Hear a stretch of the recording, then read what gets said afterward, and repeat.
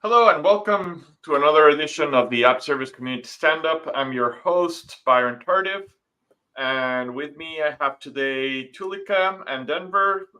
Denver is our producer, so he's the one making sure that we all look great and don't make complete fool of ourselves. And Tulika will be our guest today, and we're going to be talking about diagnostics on App Service Linux. Tulika, you want to introduce yourself? Tell us a little bit of what you do and what we're going to be talking about today. Thank you, Byron. So I'm Tulika. I work as a product manager for Linux App Service, and I'm excited to talk about some of the new things that my team has been working on, one for diagnostics, but also to improve the entire deployment experience that you have for app services. Awesome, and you're a frequent guest in the show. We're really happy to see you, and so let's get started. So, let's talk about what are the things that you can do to figure out when a good app has gone bad. Yep. So I'm going to start with the simplest example. Now, over here, I threw together a Hold very on, simple. let's get your screen up. Yeah. There we go. All Okay, we right. can see it now. So I threw together a simple .NET app where I'm checking a palindrome, and ideally this should work. But as we can see that this is a palindrome, but so there's a problem in my code. Now, one way is we can try to run this locally, try to debug it locally, and then deploy. But let's say this app is already deployed on Azure Websites.net. So in that case, I can actually remotely debug my app as well. So here I have Visual Studio running with the same application that I've deployed onto Azure.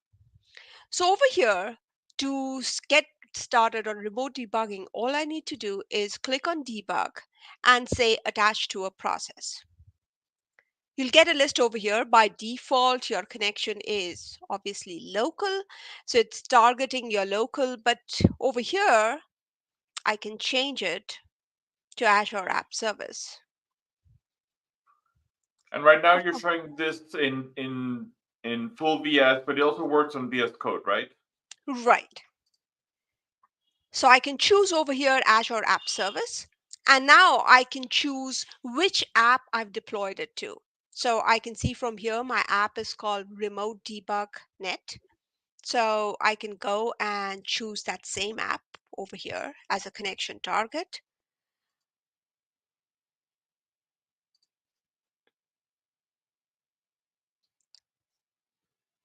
And of course, the whole law of demos is when you are doing a demo, everything runs much slower than Yeah. it Well, it's normally also does. our fault because we work on Azure and we end up with like 70,000 subscriptions and resources. So definitely a Uh, stress test.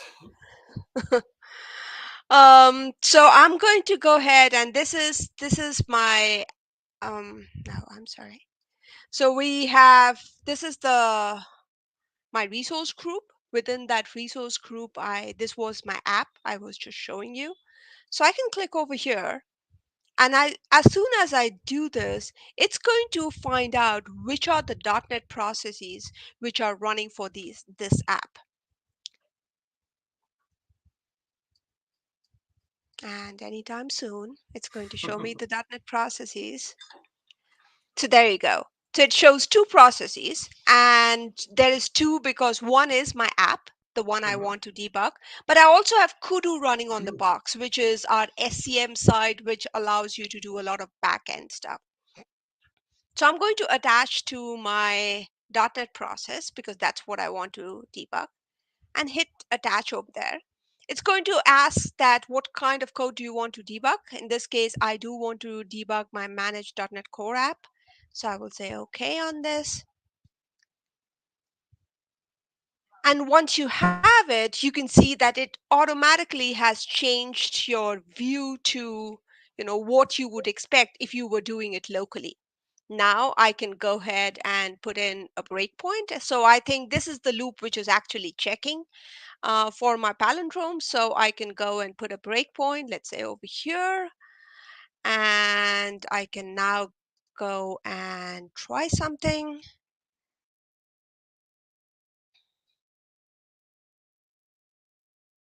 and I can hit submit, and you can see that I've hit the breakpoint.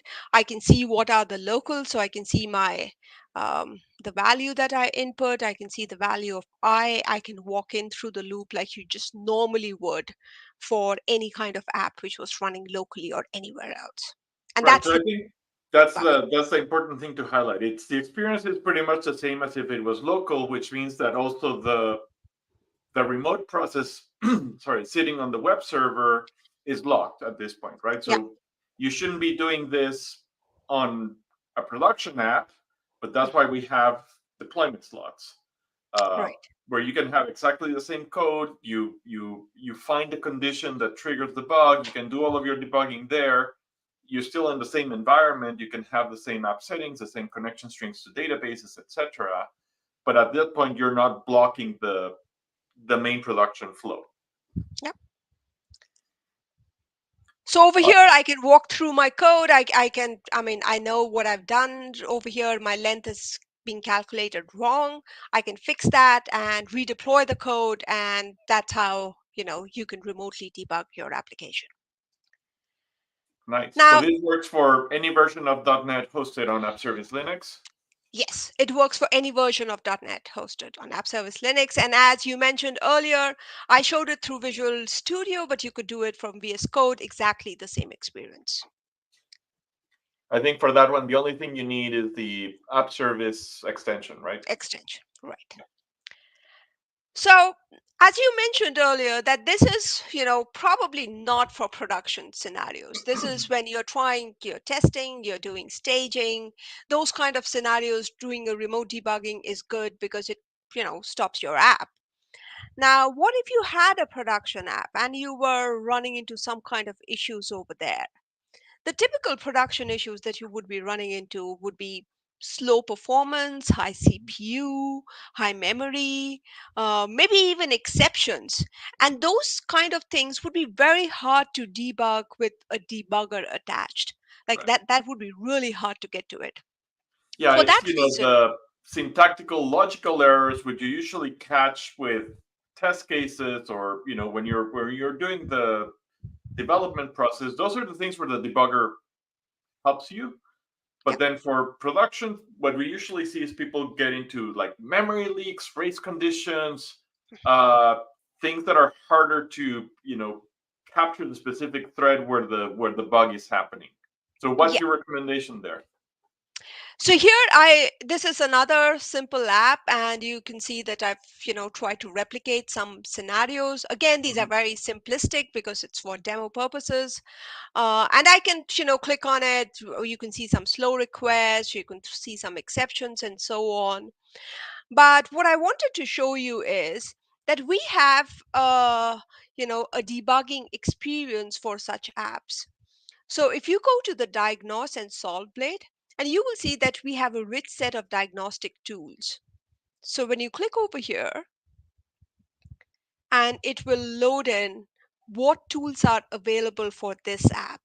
And this, in this case, this is again a .NET app, so we are checking that this is .NET and loading the tools accordingly. So you can see, there are several things you can do: auto heal, you can run network connectivity troubleshooter.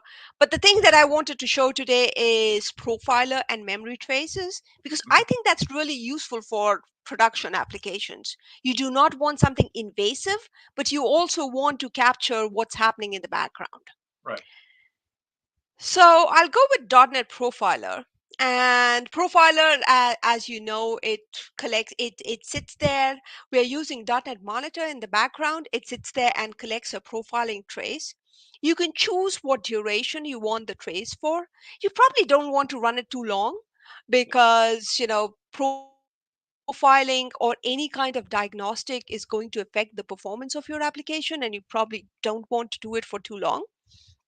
So you can choose it, and you can also choose your instance on which you want to run it. So let's say you're running on, 2 or 3 instances. Maybe you're okay to run the profiling and take the hit of performance on one instance, but you want to let the other instances go.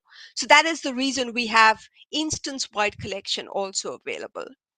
Yeah. The other trick is, you mentioned auto heal.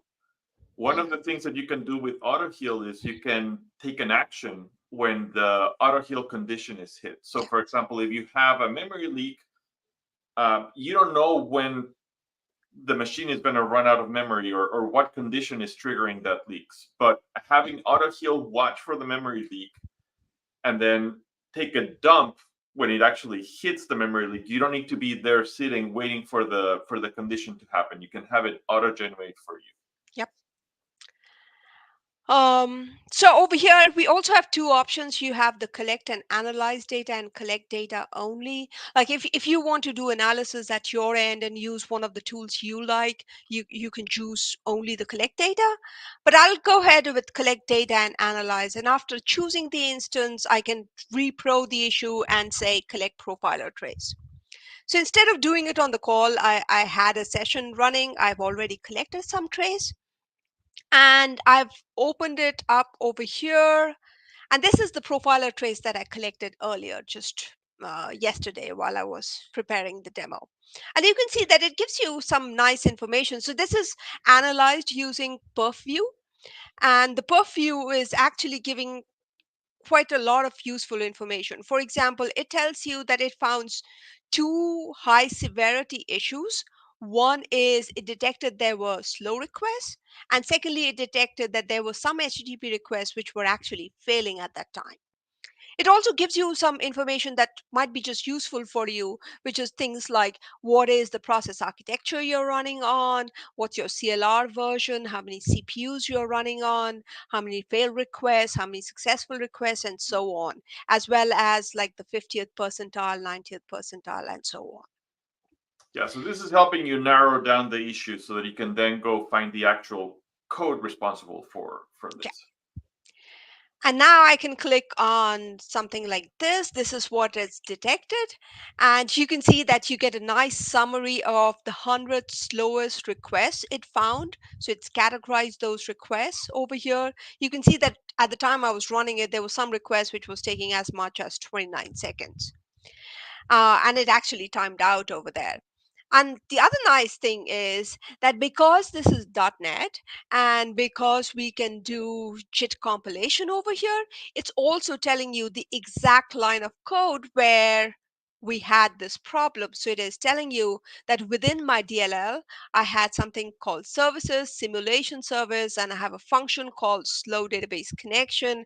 And that's where the problem lies. So Right. basically the problem I was reproing is a slow DB connection. So it is finding your buggy code and Yeah. intentionally pointing you in that direction. Okay, and Sure. do you need to install anything? Do you need to enable any feature on app service to get this, or is this just out of the box? It's just out of the box. So you have to do nothing. The only thing you would have to just make sure is that you have a storage account Mhm. associated with your app service. And we need that storage account because the data which is collected, we want to make sure that it is on your storage. Right, Um, so therefore, you have to specify a storage account, but you can use the minimum tier because profiler traces typically are not very big in size. right. And you could. Awesome. So now, I do like profiler traces, but sometimes, and I'm pretty old school in that way. I've also worked a whole lot with memory dumps. I think memory dumps gives you much more information, especially if you're, trying to debug things like threads are getting locked or you have issues where you have high memory situations. In that case, a profiler might not, I mean, it does give you some pointers, but may not be the exact thing that you need. So in our diagnostic tools, we also have the option of collecting memory dumps. And you see over here, we have the collect memory dump. It's exactly the same interface as before. The only difference is you can choose your dump type to be full, mini, triage, or with heap. And these are the various dump types or memory dump types which is available for .NET. Generally we go with full because the full will give you everything, but you can, if size is a constraint and you just wanted to get a peek into the threads, you can go in for a mini dump or a triage dump as well. And we do the same thing, select the instance, so you need not do it on all instances.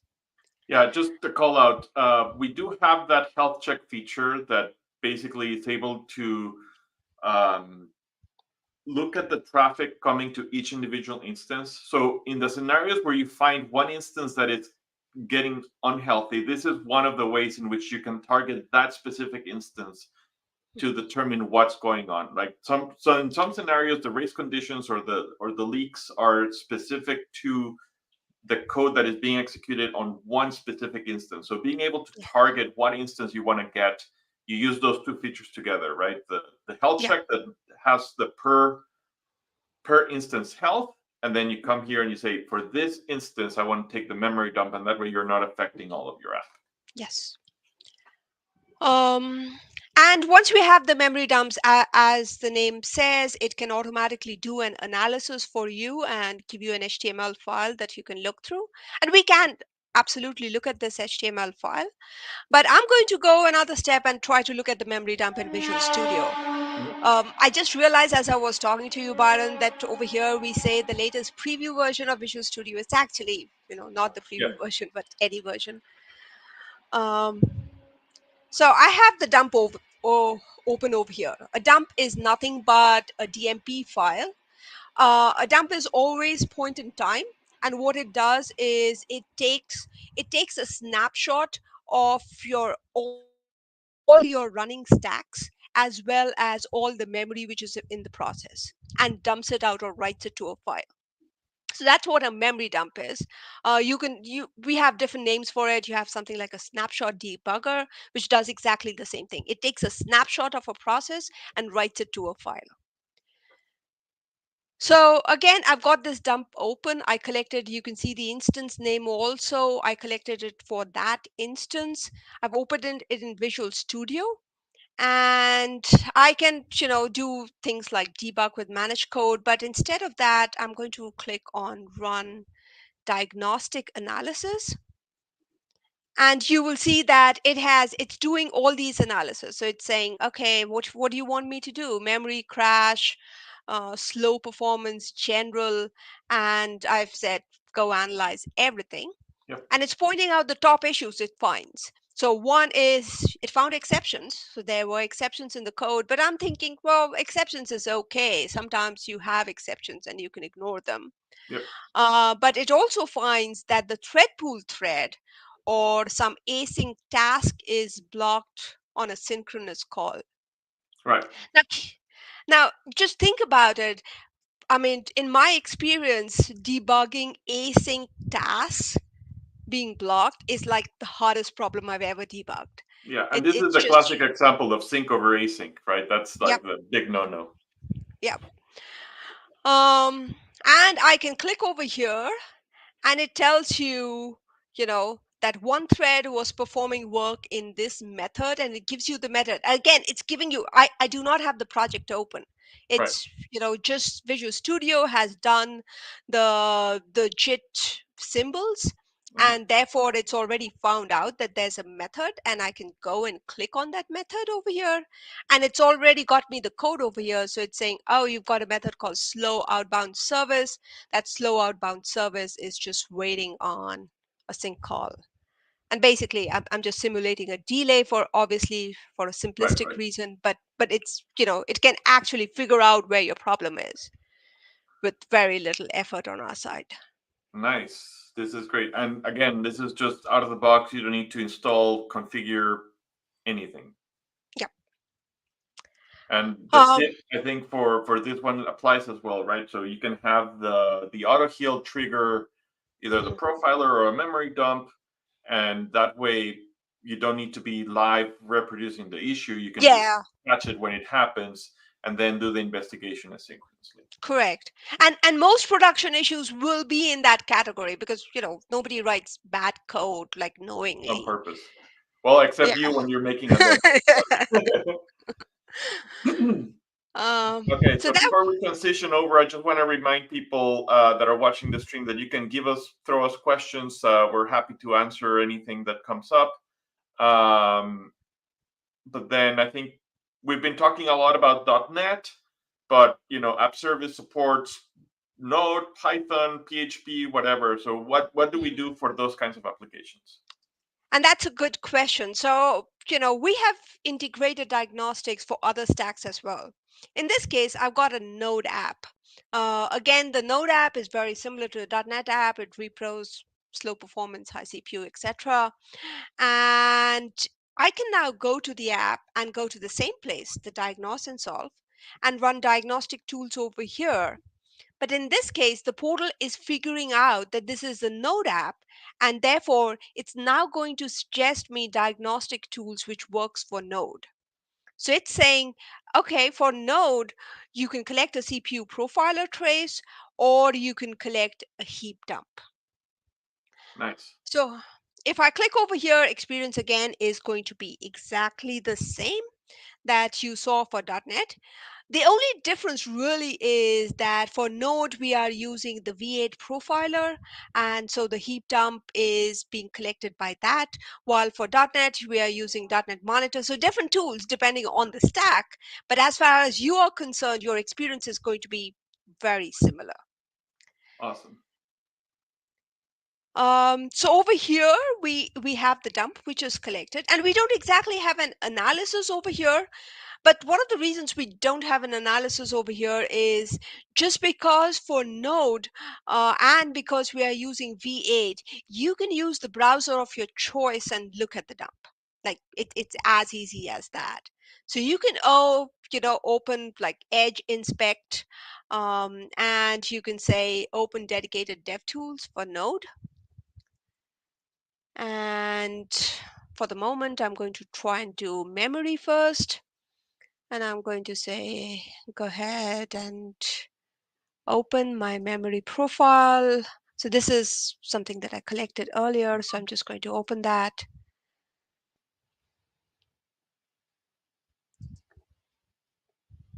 And you can see that, this is the classic V8 profiling. So if you're familiar with V8 profiling for Node apps or any kind of JavaScript apps, this is exactly the same. It is telling you that, which is for each of these objects, it's telling you how much memory. Typically, what I look at is the shallow size. The shallow size is what is retained by the object even after garbage collection. So, for example, over here, I see that array is retaining so much memory even after garbage collection has triggered. Right. And we can go and look at these objects, and we can see that it is some internal objects. It can figure out what objects it is, and it would be maybe it's a like in my mind it's probably a little bit harder to do, but however you can get to it. So it tells Mhm. you what's the object, what's the context, and once you have this much information, you can go to your application. So for example, this is my application, and it's saying that it's an array, which is the one which is keeping all the memory. And we can see that over here I have a function which is pushing things in an array in a large loop, and that's probably what is causing the memory problem. There you go. So, the takeaway here is uh, each language that is supported by app service has a language specific set of tools and debugging experiences that are specific to that language and community, right? So as a Yeah, .NET developer, you expect to live in VS or VS Code, and that's where you can do all of your debugging. On if you're a Node developer, you're using V8 debugger, which is what you're familiar with, and we basically enable you to take that information yeah, and use the tools that you're using today. yeah, Nice. And I think I keep coming back to the same tip, right? So the auto heal is a platform feature that doesn't change from one to the other, but it's just a matter that you can take the dump, do the profiling if and when the specific condition happens. So that way you yeah. don't have to sit there monitoring the app, waiting for the thing to blow up. Right. Nice. Okay, what else do we have? So I just wanted to show that this is memory, and you can see like this is the class which is leaking, this is the function which is leaking, and so on. And you can do something similar for like CPU kind of issue. So you Mhm. can just go to the performance tab over here, And I'm just going to drag a CPU profile. Again, these I created on the using my diagnose and solve itself. Mhm. All I've done is, kept it downloaded on the box just to save some time. And I can drag it over here, and you can see that again it's using the, if you're familiar with V8 profiling, it's doing something exactly like V8 profiling. I generally look at the bottom up thing because it's telling me where all the time is spent. Mhm. And over here I can see, okay, it's pointed out UTF-8 string, some kind of a write operation, that's the most time. But typically you would do a write in a function, like so. Over Mhm. here it's actually saying, like, right after it is the calculate function, and it's telling you that this is in a file called highcpu.js. So it's giving you the actual file name, and I can click on it. I can see some details over here. But at this point, it has already pointed out what's the file which is Mhm. causing the problem, and the function in the file which is causing the problem. And then I could just go to this file, and I see there's a calculate where I'm just doing some random number generation, and that's where all the CPU is being spent. Yeah, and to put this into context, you usually start with what is the experience, right? Oh, my app is being slow, but then you don't know why. And Mhm. you're starting to narrow it down to, oh, there's this specific method, and then it could be there's something that you're doing wrong on that specific method, or some downstream dependency that could be slow. For example, a call to a database, or you know uh, Yeah. anything that is downstream from that. And just being able to narrow it down gives you the ability to be effective and finding the actual issue and being able to say, yeah, this is my code that's wrong, or this is a dependency that's wrong, and continue to chase the string that way. Yep. And the other thing is that we talked about like remote debugging earlier, but it's Mhm. very hard to remotely debug something if you don't know which function you have to put a Right, breakpoint in. right, right, right. And at this point you're narrowing down the function, and then now you can, if you still need further assistance, you can now turn on remote debugging, attach breakpoints, and do all the good stuff that you could do. Nice, awesome. This is awesome, Tulika. Thank you so much for showing us. I know you have one more thing. Mhm. So the other thing, so this was as far as diagnostics is concerned. I also wanted to talk about some of the improvements that we have done for deployment. Now we've heard that it's really hard sometimes to deploy your code on application on app services, and we've been looking at ways on how we can make the experience more intuitive by providing you logs, by having an entire experience which lets you debug such issues easier. And one thing that we recently released is a flag for CLI called track status. The purpose of the flag is that it accurately tracks the status of your ongoing deployment. So what it does is at any point of time, it sits in a polling kind of a mechanism and keeps checking what is the status of your currently deploying app, and it returns back an accurate status. Awesome. Can you show it to us in action? Yes. So I want to show, like a before and after. So this is a before scenario. So I'm doing AZ. This is right now it's with CLI. So I'm doing AZ web app deploy. If you've done AZ deployment, this command you would be familiar with. This is my resource group, my app name, and I'm deploying a zip file over here. So I'm saying it's a zip file. Go ahead and start the deployment. It started the deployment, and then it gives you this message over here: zip deployment failed, and gives you some status. And basically, I mean, we often look at this information. I know that when we have incidents, we look at this information, it's helpful for us, but in general this is not very helpful information because it just says zip deployment failed. Okay, Right. and that's it. So what we have done is that we have introduced a flag called track status. So now if you look at this, to again the same thing, AZ web app deploy, and we have now appended a flag called tracked status. Now if you look at the message, it's so much cleaner. So it says, okay, I'm initializing the deployment, I'm deploying from this path. It gives you the actual path. It says what it's doing. So it tells you now very accurately that I'm building the app. I build the app for 1 second, and then within 17 seconds of trying to build the app, the build actually failed. So, and it says deployment failed because the build process failed, and it gives you a link to the log file that you can look at. We have some work in the back end going on to make sure that this link is clickable, but right now I can just show it to you in the deployment center. So this is, I've gone to the same app I was deploying to. I'm at the deployment center. I'm in the logs tab. And now if I look at the logs, I can just click on this log experience, and it tells you, oh, we were trying to extract it. We extract the zip file. Now we are running a build. And you can click on show logs over here, and you can get an exact error message which says, okay, you were trying to refer to this module from this registry. It's not there. It's giving a 404. It's not there in the zip file, and that's why the build failed. Awesome. So this is handling I think that the biggest issue is when on the previous command, it wasn't clear that copying the bits was the only step.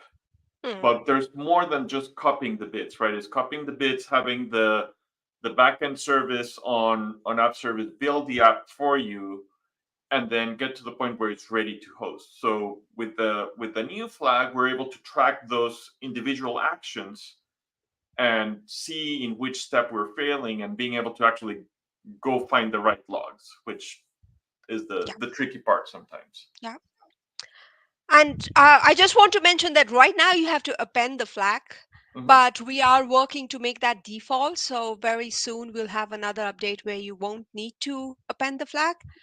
And we are also working to integrate it with other clients. So this is CLI right now, but you would soon have a similar kind of experience for GitHub Actions, for Visual Studio, VS Code. So everything will be calling the same backend API. So you get a consistent message through all clients that you use. Awesome.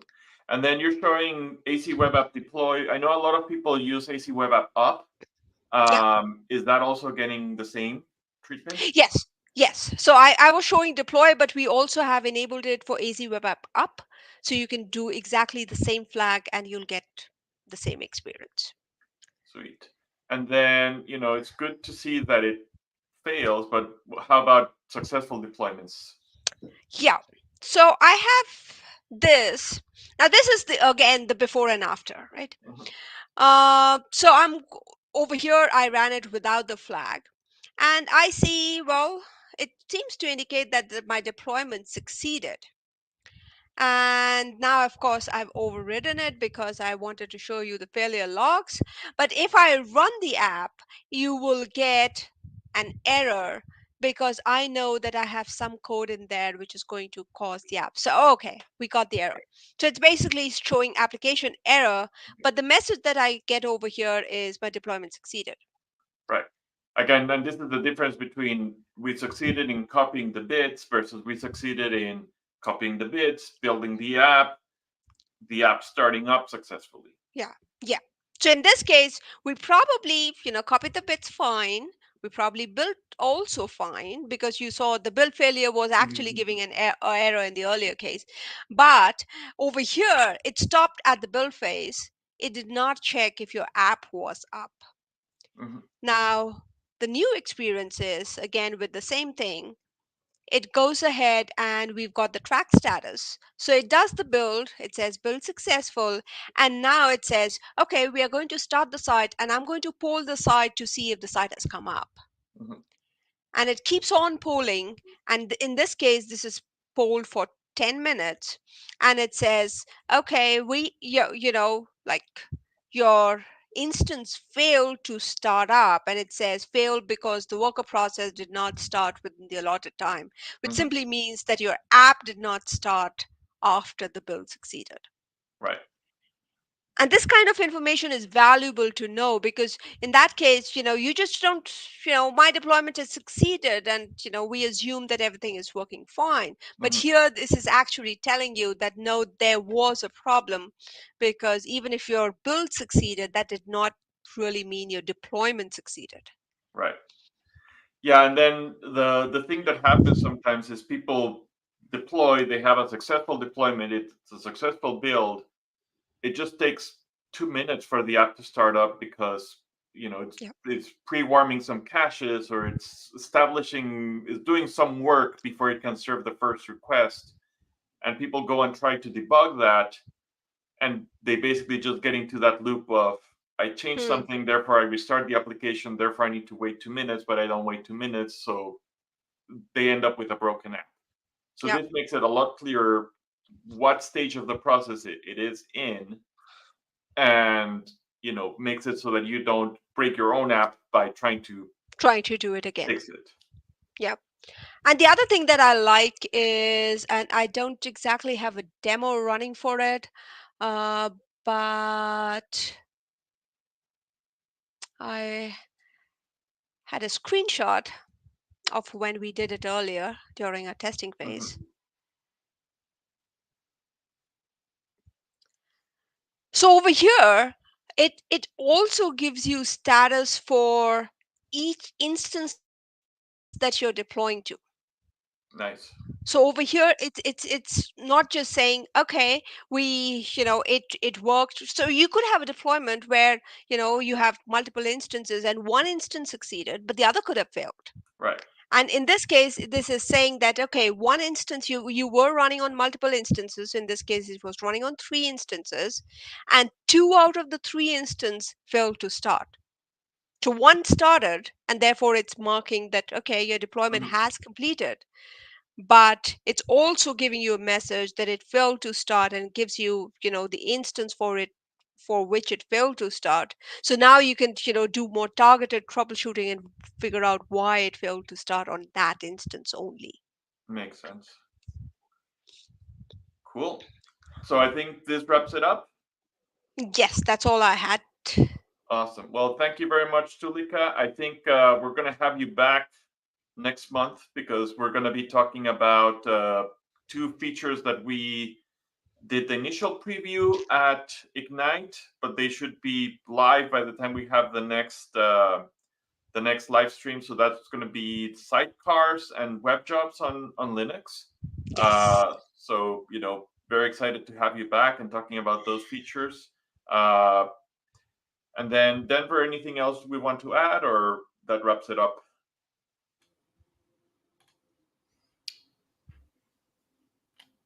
I think that about wraps it up. I don't have anything Awesome. else to add either, other than be sure to check out the app service blog for the accompanying blog post for this coming out shortly. Awesome. Thank you very much, Denver, Tulika, and everybody watching at home. And with that, we'll see you on the next show, and have a great day. Thank you.